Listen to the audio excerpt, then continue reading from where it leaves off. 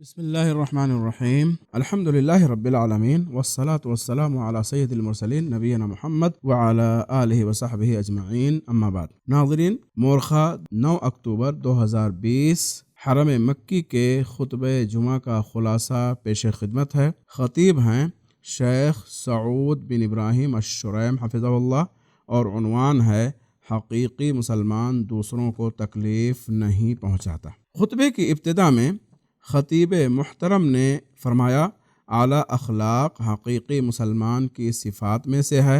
حقیقی مسلمان نرم دل، متقی، پرہیزگار، صاف گو، دوسروں کو نفع پہنچانے والا، امن پسند، کینے اور حسد سے پاک و صاف، شر و تکبر سے دور ہوتا ہے، جو اپنے حقوق کے ساتھ ساتھ دوسروں کے حقوق کا بھی خیال رکھتا ہے، اپنی حاجت و ضرورت کے ساتھ ساتھ معاشرے کی حاجت کا بھی خیال رکھتے ہوئے لطف و نرمی والا معاملہ کرتا ہے، نہ کہ حسد و نفرت والا، جو دوسروں کی حرمت کا خیال رکھتا ہے اور یہ بھی کہ اس کی وجہ سے کسی کو تکلیف نہ پہنچے۔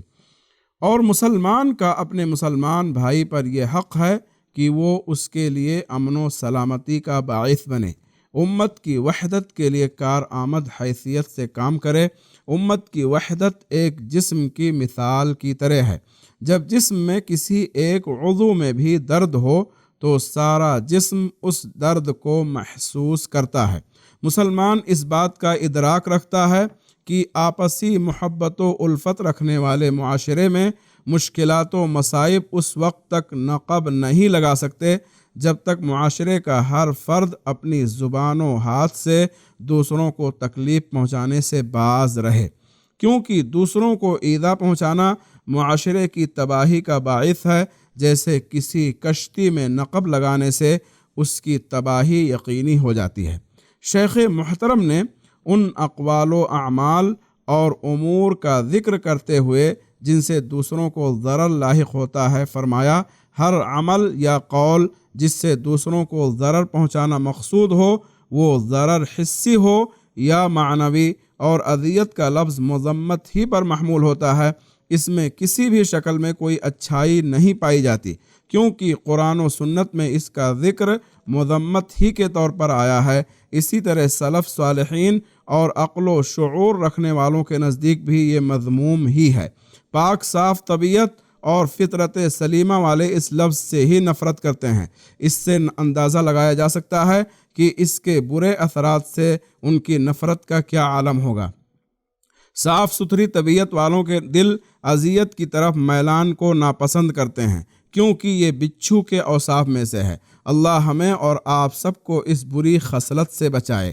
خطیب محترم نے پہلے خطبے کے اختتام پر اذیت پہنچانے سے رک جانے اور اس کے طریقوں پر روشنی ڈالتے ہوئے فرمایا، اللہ کے بندو، اذیت سے باز رہنے کا مفہوم اذیت پہنچانے والے پر منحصر و محدود نہیں ہے، بلکہ اس کا مفہوم انتہائی کشادہ ہے اور ہر اس شخص کو شامل ہے جو لوگوں سے اذیت کو دور کرنے پر قادر ہو، اگرچہ کہ راستے سے تکلیف دہ چیز ہٹا کر ہی کیوں نہ ہو، جیسا کہ صحیح حدیث میں آیا ہے کہ رسول اللہ صلی اللہ علیہ وسلم نے فرمایا، ایمان کے 70 یا 60 سے زیادہ شعبے ہیں، اس کا سب سے بہتر شعبہ لا الہ الا اللہ کہنا ہے، اور کمتر شعبہ راستے سے تکلیف دہ چیز ہٹانا ہے، اور حیا ایمان کا ایک شعبہ ہے۔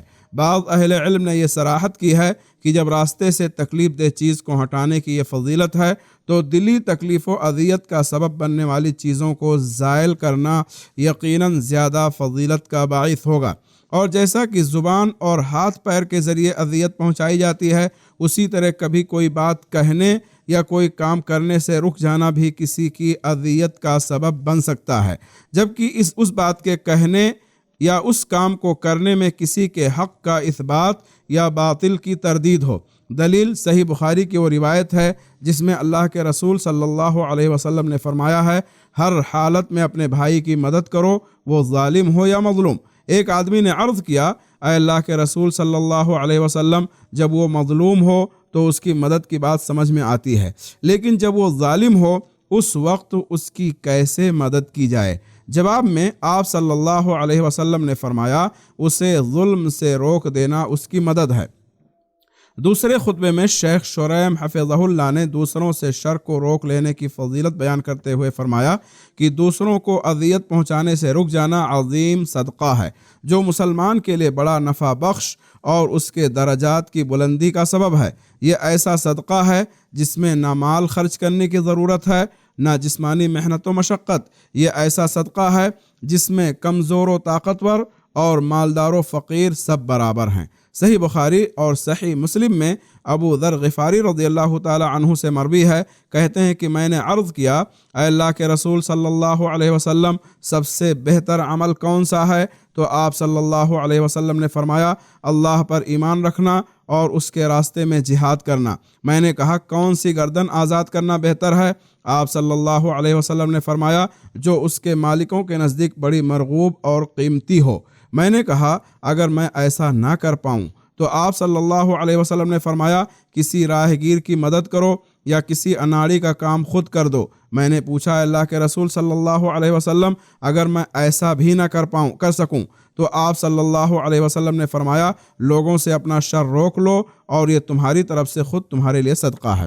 خطبے کے آخر میں شیخ محترم نے فرمایا، تکلیف دہ چیزوں سے رک جانا خیر میں شمار ہوتا ہے، اس میں کوئی عقل مند شک نہیں کر سکتا۔ مثل مشہور ہے، جیسی کرنی ویسی بھرنی، اور جس طرح کا عمل ہوگا بدلہ بھی اسی جیسا ملے گا۔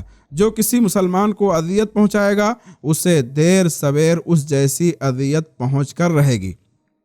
امام مالک رحمۃ اللہ علیہ فرماتے ہیں، مدینے میں کچھ ایسے لوگوں کو پایا جن کے اندر کوئی عیب نہ تھا، پھر وہ لوگوں میں عیب نکالنے لگے تو خود ان کے اندر وہی عیب پائے جانے لگے۔ اور میں نے مدینے میں کچھ ایسے لوگوں کو بھی دیکھا جن کے اندر عیب تھے، پھر وہ لوگوں کی عیب جوئی سے رک گئے تو لوگ ان کے عیوب کو بھول گئے۔ اللہ کے بندو، لوگوں کو ایذا پہنچانے سے باز آ جاؤ، یہ بڑی بھی مہلک خصلت ہے اور نیک عمل کو چٹ کر جانے والی ہے، کھلم کھلا گناہ تک لے جانے اور دردناک عذاب کا سبب بننے والی ہے۔ اللہ تعالیٰ کا قرآن مجید میں فرمان ہے، ان الذین یؤذون اللہ ورسولہ لعنہم اللہ فی الدنیا والآخرہ واعد لہم عذابا مہینا، کہ جو لوگ اللہ اور اس کے رسول صلی اللہ علیہ وسلم کو اذیت پہنچاتے ہیں ان کے اوپر دنیا اور آخرت میں اللہ کی لعنت ہے، اور اللہ نے ان کے لیے رسوا کن عذاب تیار کر رکھا ہے۔ اللہ تعالی ہمیں اذیت رسانی سے پرہیز کرنے کی توفیق عطا فرمائے، آمین۔ وصلی اللہ وسلم علی نبینا محمد۔